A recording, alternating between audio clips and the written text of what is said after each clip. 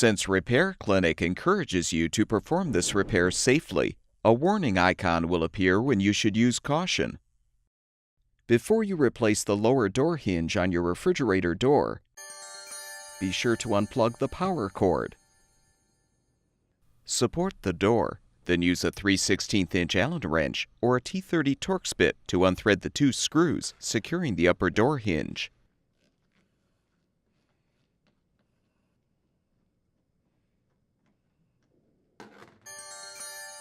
Remove the hinge and have an assistant help you to lift the door off of the lower hinge pin. Open the freezer door along with the water filter cover. Now pull the toe kick plate free. Using a 5/16" socket or wrench, unthread the screws to release the lower hinge assembly from the frame.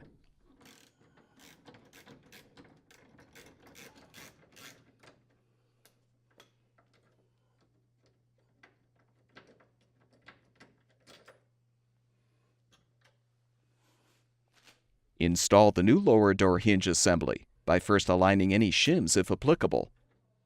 Then position the hinge assembly and secure it with the screws.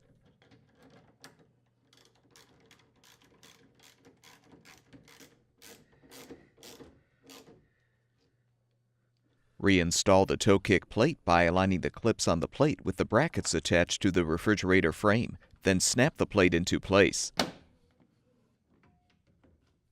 Close the water filter cover. Reinstall the door by aligning it on the lower hinge pin.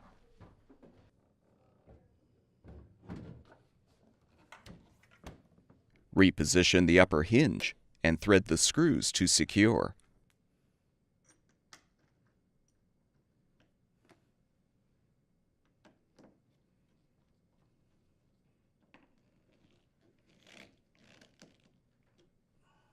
Plug the power cord back in, and your refrigerator should be ready for use.